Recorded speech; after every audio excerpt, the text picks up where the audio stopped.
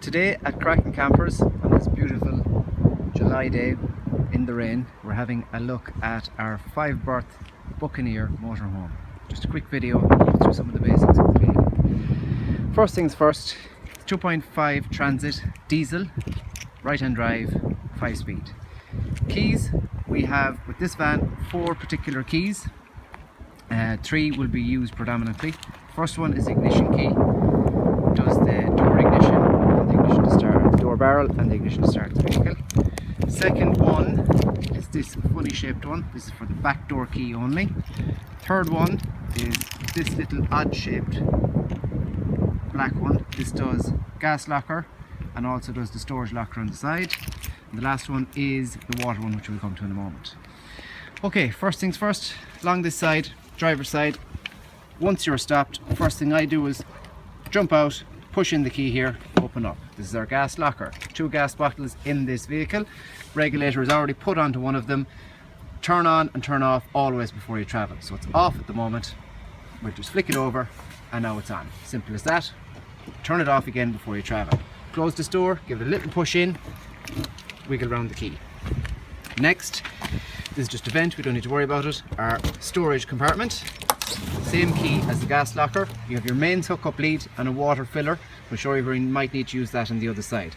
Mains hookup lead connects in here, which is the next little compartment along the side of the vehicle. That's that. Close, twist around the key. Back here we have this grey valve. This is for the waste water. So the water from the shower and the tap area sinks is collected in the bottom of the van and can be stored. Now we leave this open unless you're on a site that specifically says you cannot leave this open, leave it open. Otherwise you'll collect all the wastewater with you and it will create a smell after a while. This is closed and open. When you receive the van, it will be left open. Back here, often a bone of contention, as I've always said, the toilet, and it shouldn't be. 2 buttons, open. This is the cassette, which comes out to be emptied. Little lever in the bottom, lift it up and you can pull out the entire cassette. This lad twists around, open the lid into any normal toilet, or depending on the site there will be a specific area for it. Slide it back in, close it round, job done. Round the back, not really anything to worry about in this particular vehicle. Hitch as well, which might help some people for parking. Up along this side, this is where you fill the fresh water into the van. Key we use is this little silver lad, twist and open, as it says, water only. And here is the diesel. For the diesel you only use the ignition key. And that's ready to worry along this side. Key into the van, this little lad, twist and open. Door swings around and latches on. Our step is down here, pulls out by hand. We'll jump in. Open that door as it's raining. Okay, we'll start at the front. So, as this is a 5-berth, this is our first bed. This is the double bed up on top. This is the ladder for it. While travelling, you can store it up out of the way. Connects on here and down to the floor. Curtains pull across at the top, and throughout the van you have these blackout blinds. I say to everybody, in particular if you have children travelling with you, these are fiddly and flimsy and expensive. Squeeze, lift them up, put them back down. Only adults to use these because they aren't very robust realistically. Now, this is our interior seating area. We have seating this side and on this side. 3-point seat belt here, 2 in the front, and we have 2 lap belts which come up from underneath here. Okay, just stowed down there, lap belts come out. This bed converts into a double at night time. To do that, very simply, this piece of wood, just hold it here above the handle, slides out all the way out to the end here. This rear cushion folds down, this one pulls out, and you can remove this corner cushion and you will have a double bed. Okay, that back, put this back. That's all you need to do before you take off. Push it all back in where it should be. As well as that, underneath this particular cushion we have a storage area, so you can slide that over and back, holding camping chairs and whatever else is quite handy. So that's 2 on the top, 2 here, and we have a single this side. To make this single, these 2 cushions out of the way, this bottom cushion this timber section then lifts up, finger hole and across.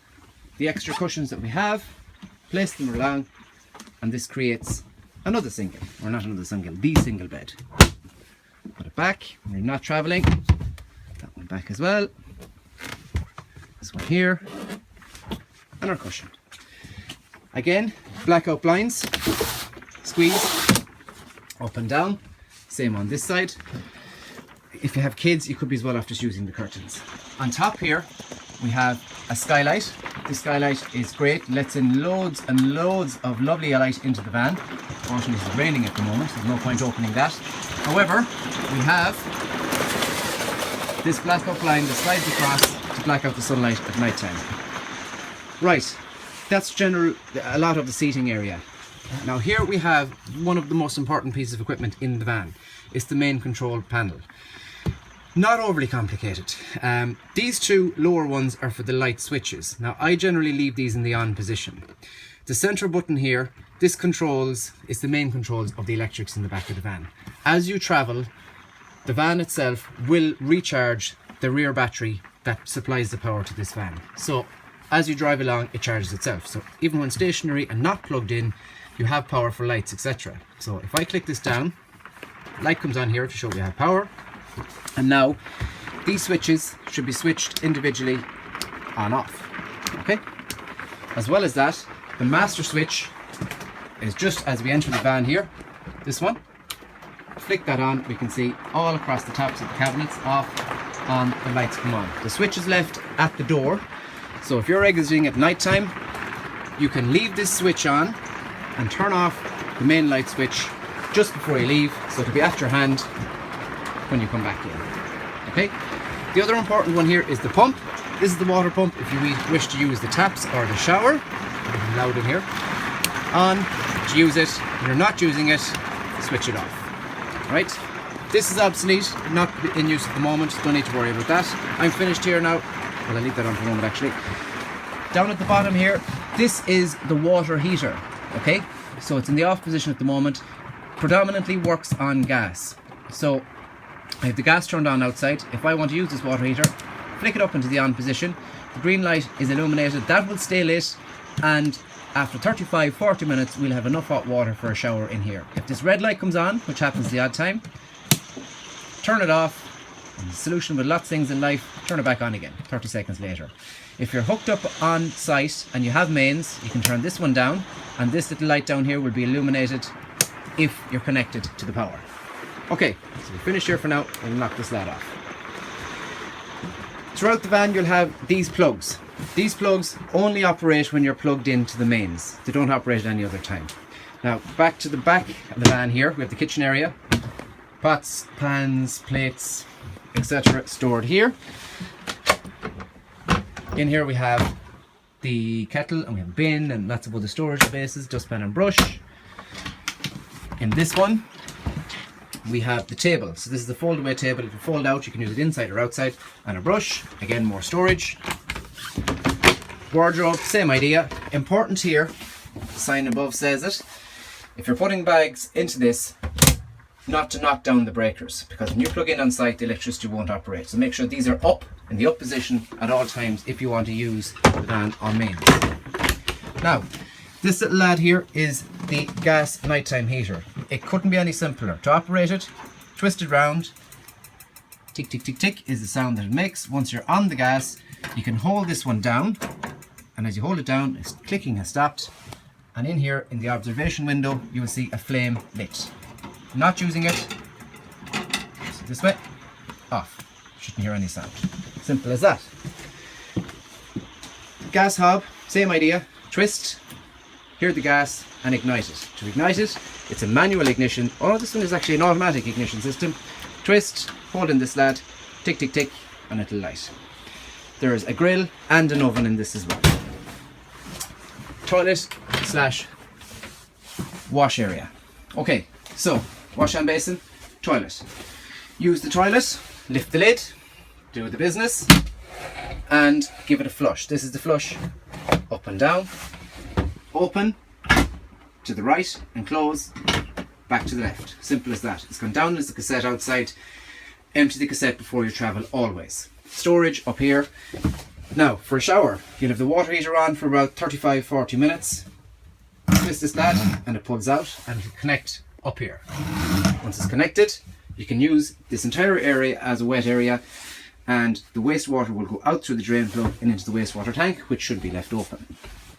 Okay, all in here is just storage.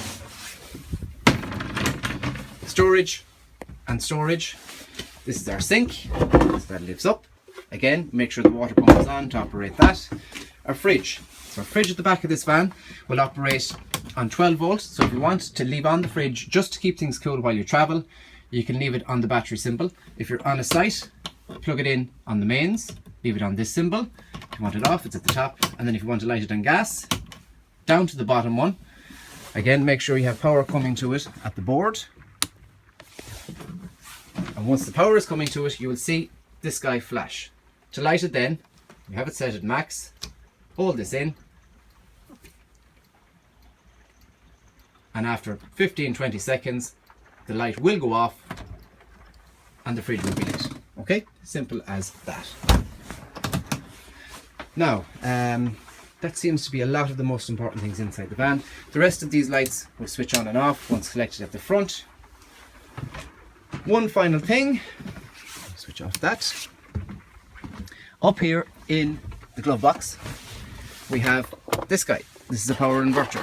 So if you happen to be someplace where you're not plugged in on site and you need electricity to charge phones, etc., this works on a 12-volt system. If you plug into cigarette lighter here, simply switch it on, and you'll have enough electricity to charge phones, maybe an iPad, a laptop, but nothing bigger than that. But it is very handy if you wish to stay independent.